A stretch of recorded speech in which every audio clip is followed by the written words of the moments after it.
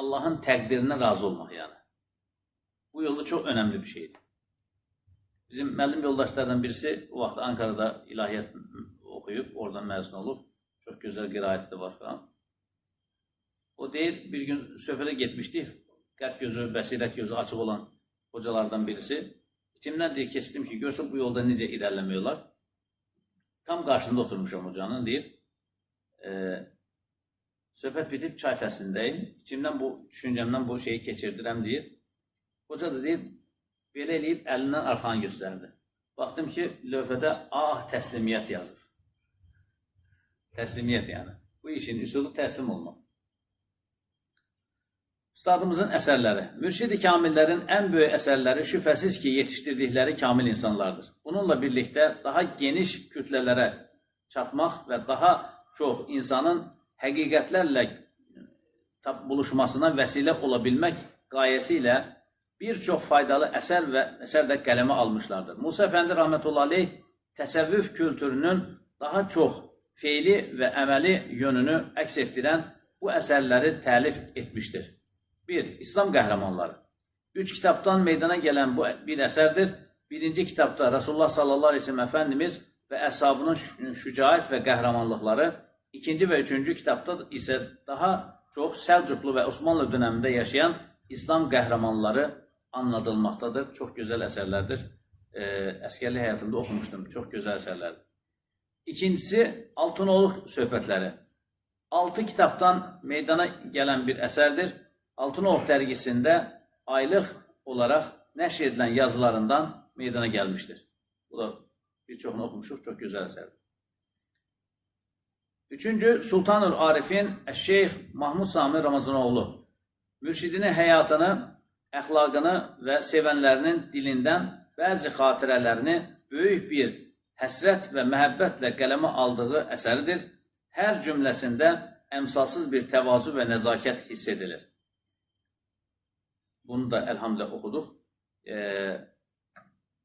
Bu kitabı Sultan Arifin Şeyx Mahmud Sami Ramazanoğlu oxuduğun zaman Sami Əfəndini də tanıyırsan, Musa Əfəndimizi də tanıyırsan. Yəni, zaten elə bir ki, güzgüyə baxıb, yəni o şəkildə. Eyni orada anladılardan hamısı Musa Əfəndimizdə də var idi. 4. Allah dostunun dünyasından elhamdülillah bu kitabı da bitirdik, oxuduq. Hacı Musa Topbaş Əfəndi ilə söhbətlər. Ömrünün son illərində 1996 özü ilə edilən Altınoğlu dərgisində hissə-hissə nəşr edilən mülaqatların bir araya gətirilmiş halıdır. Həyatı və dünya görüşü ilə əlaqəli ən mühüm bilgilər bu əsərdə yer alır. Son günləri və vüslatı. Möhtərəm ustadın bütün həyatı İnna lillah, biz hər şeyimizlə Allaha aidik mühtəvasında keçmişdi. 80'li yaşlara gəlincə isə və inna ileyhi raciun və nəhayət yalnız ona dönəcəyi təcəllisi özünü göstərməyə başladı. Resulullah sallallahu aleyhi ve sellem Efendimiz bəlaların ən şiddətlisi peyğəmbərlərin, sonra dərəcə salihlərin və digər qulların üzərinə iner buyurmuşlardır. Bir peyğəmbər varisi olan Musa Əfəndi Həzrətlərinin ibtilaları da ağır olmuşdur. Bu ibtilalar möminlərin həm safiyyətlərini və tərakkilərini artırır, həm də Cenab-ı Hak ilə bərabərlik və ünsiyyətlərini ziyadələşdirir. Musa Əfəndimiz, Musa Kəlimullah, Musa aleyhisselam bir gün Allah Teala ilə münacata gedərkən yolda bir nəfərlə qarşılaşır. Deyir ki, ey Kəlimullah, hara getsən? Deyir ki, Allahla söhbətləşməyə. Deyir, Allah Teala'ya söylə, mən duamı qəbul eləsin. Musa aleyhisselam da Allah Teala'yla görüşüb söhbətləşdikdə Allahla danışmanın ləzzətidən unudur. Yəni, dalğınlığına gəlir, unudur. Allah Teala soruşur ki, ey Musa, yanında bir əmanət yoxdur ki, mənə çatdırılası. O zaman özdən gəlir, fərqinə varır. Ya Rabbi, yolda gələrkən bir qul səndən duasının qəbul edilməsini istəyir. Onun duasını qəbul elədim, deyir Allah Teala. Qaydarkən görür ki, adamı canavar parçalayır, qurtlar parçalayır. Heyrət eləyir. Allah Teala deyir ki, ya Rabbi, bu nə haldır? Adam duasını qəbul edim, üstəlik də adam qurtlar parçalar. Deyir, o məndən o qədər üstün dərəcələr istədi ki, üstün mərtəbələr istədi ki, ona namazla, oruçla, zaten belə şeylərlə, ibadətlərlə o dərəcəyə ulaşmaq, çatmaq mümkün deyildi. Sadəcə bəlaya səbr eləməklə, müsibətə səbr eləməklə o dərəcəni əldə eləmək olardı, mümkündür. Mən də deyir, qurtları ona müsallət elədim, canavarları. O uğradı bu müsibətə, səbr etdi, mən o dərəcəni ona verdim.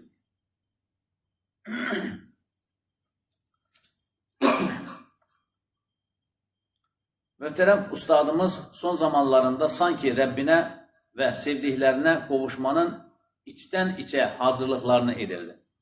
Ziyarətçiləri ilə çox zaman ancaq göz təması qura bilir və sanki baxışları ilə onları Allaha əmanət edirdi. Vəfatından bir müddət öncə yazdığı və sonradan yayınlanan bir yazısında belə görülürdü. Belə buyururdu. Keçənlərdə Azər Əleyhisselam ilə göz-gözə gəldik. Gülər üzlü, təqribən 40-45 yaşlarında, saqqalsız, misirli kisvəsində idi. Özünə isindim. Bu əcəlimin yaxınlaşdığı xüsusunda bir ikaz olsa gərək. Azər Əleyhisselamın baxışları çox kəskindir, amma nəşəli idi. Sanki mənəvi bir təbşirat daşıyırdı. Xəstəlikləri səbəbi ilə 2 illik hərəkətsizliyin nəticəsində ayaqlarındakı qan dolaşımında ciddi rahatsızlıqlar ortaya çıxmışdı. Vəfatından bir gün əvvəl də qangren olan ayağının diz üstündən kəsilməsi zərurəti zühur etmişdi. O gün bu operasiyanı gerçəkləşdirən doktor anladır. Özünü çox görmək istəmişdim. Bir türlü fürsət olmamışdı. Qismət o son anlara imiş. Ayağının əməliyyat vəzifəsi mənə düşdü. 2 kəliməcik eşitdim o qısa müddətdə. Allah, Allah. Zikir əhlinin rahatlıq zamanlarında da, sıxıntı anlarında da yeganə sığınağı zaten hep o değildirmi? Bu əməliyyatdan bir gün sonra da, yəni möminlərin bayramı olan bir cuma günündə Üsküdar'ın o coşkulu cuma əzanları arasında bir eşq-i ilahi şəhidi olaraq son nəfəslərini verib əziz ruhunun məhbubuna təslim etdi. Cümə gününə xüsusi bir təzimi vardı. Bəyazlara bürünür, huzur və sükunət içində Allahın evlərindən birinə gedərdi. O cuma da elə oldu. Yenə beyazlara büründü, ancaq bu səfər o evlərin sahibi olan Allaha doğru yola çıxdı. Bir bayram günündə bayramını haqqa vüslatla taclandırdı. Mahmud Samir Ramazanoğlu Həzrətləri həmişə söhbətlərində səhər vaxtının əhəmiyyətindən çox bəhs edərmiş. Vəfat anı səhər 4:30. Yəni təhəccüd vaxtı. Musa Əfəndimiz cümə gün əhəmiyyətindən çox bəhs edərmiş. Vəfat anı cümə əzanları oxunarkən. Möhtərəm ustadımız bir ömür yana yakıla hep o uca dostu axtarmışdı və artıq vüslat günü idi. Muazzəz ruhları münəvvər cəsədindən ayrılıb rəfiq-i alaya qanatlandığında təqvimlər 16 Temmuz, yəni 16 iyul 1999 Cümanı göstərirdi. Rəbbimiz özlərini ən gözəl ikramları ilə mükafatlandırsın və umduqlarına nail eyləsin. Amin. Ya Rabbi, bir əsrə yaxın ömrü sənin yolunda tükənən, Qur'an və sünnət istiqamətindən bir nəfəs ayrılmayıb, din-i mübinə xidməti özünə sərtac edinən möhtərəm atamızın, ustadımızın, rəhnumamızın könül iqlimindən bizlərə də hissələr nəsib eylə. Onun rizana mədar olan qiymətli xidmətlərini davam etdirməyə bizləri müvəffəq qıl. Fani firakımızı, ayrılığımızı Firdevs alanda Həbibin Muhammed Mustafa sallallahu aleyhi ve sellemin söhbət halkasında əbədi bir visal ilə nəticələndir. Amin. Hak yolunda birləşdirdiyi könüllər 17 iyul cumartesi günü günorta namazını mütakib cənazəsinin ardından məhşəri bir qələbəlıq halında axırdı. Yekvücud olmuş saysız insan o anda dünyanın fani telaşlarından sıyrılmış, uhrevi hislerin derinliği içinde Allah'a gerçek bir kul vəsfində yönelmenin feyz ve ruhaniyet iklimine ulaşmıştı. Əyih başlar, tökülen isti gözyaşları, kulluktan murad olan gerçek halın zahirdeki çok aşikar bir tezahürü idi. Addım atmakta çetinlik çeken o dastani qələbəliyin üstünde ise gören gözler üçün bir rəhmət buludu halında saysız melek qəbrə doğru süzülerek onu təşyiq edirdi. Ve nihayet özüne emanet edilen 83 illik ömür defterini Hakkın rızasına məzhər olacak güzelliklerle doldurduktan sonra üz ağıyla Rabbimizin huzuruna çıkmak için Səhre-i Cədid qəbristanının qapısına geldi. Hayatı boyunca tevazu ve məxfiyyəti şuar edinmiş bu hak dostu ölümünde de mütevazi bir qəbrə girerek sanki heçliğe büründü.